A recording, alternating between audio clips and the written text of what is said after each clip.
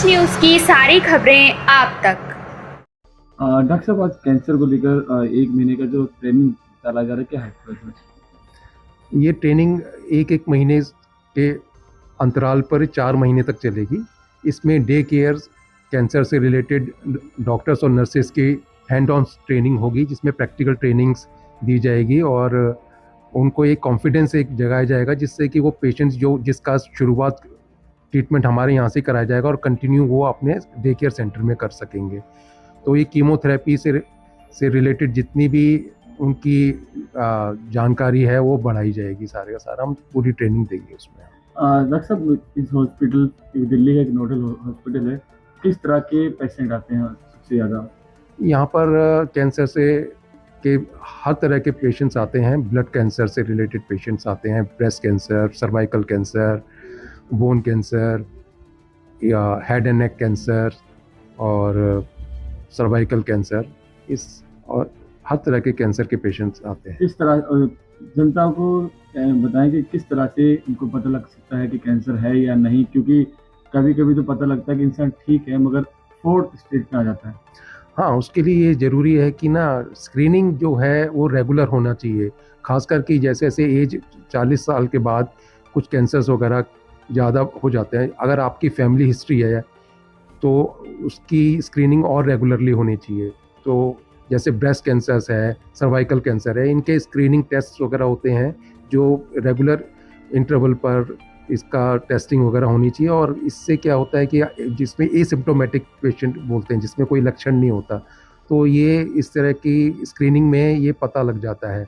Mail में जैसे prostate cancer है, फीमेल में ब्रेस्ट कैंसर है, सर्वाइकल कैंसर है, तो ये रेगुलर स्क्रीनिंग ही ज़रूरी है इसके लिए। तो इसी से काफ़ी कैंसर पकड़ में आ जाते हैं और उनका इलाज टाइमली शुरू हो जाता है। अगर किसी को कैंसर होता है तो कुछ लोग घबरा जाते हैं, तो उनके लिए उनको क्या करना चाहिए? नहीं, घबराने की कोई ज़रूरत नहीं है।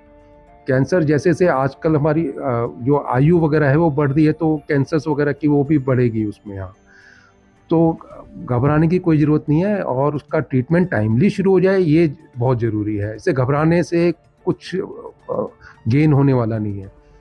तो टाइम से अगर किसी चीज़ का इलाज शुरू हो जाए तो बहुत चांसेस हैं कि ये इसमें फुल रेमिशन और पूरा कंट्रोल हो सकता है इसमें।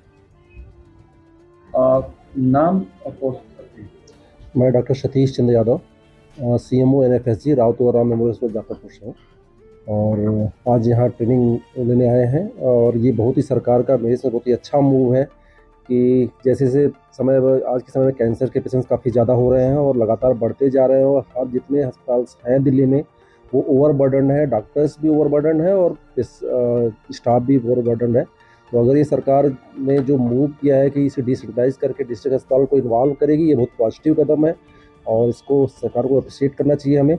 और इससे मरीजों का भी फ़ायदा होगा और पेशेंट्स काफ़ी मेरा अस्पताल आउटर डिस्ट्रिक्ट में है और वहाँ के पेशेंट मैं देखता हूँ कि बहुत दूर दूर तक जाते हैं, उनको बहुत परेशानी होती है और इससे उनको सुविधा मिलेगी। और कहीं जो आउटर से जो 100 किलोमीटर या फिर यहाँ आते हैं, अब उसको बिल्कुल आपके नज़दीक मिल जाएगा। हाँ, रियली मैं राउतवारा में उसके नियर बाई एम्स का सेंटर बादशाह में है, वहाँ पे अपॉइंटमेंट भी मिलना मुश्किल हो जाता है और यहाँ तो बहुत ही दूर हो जाता है, वहाँ से द्वारका यहाँ से 36-37 किलोमीटर आना दिल्ली के पेशेंट्स के लिए।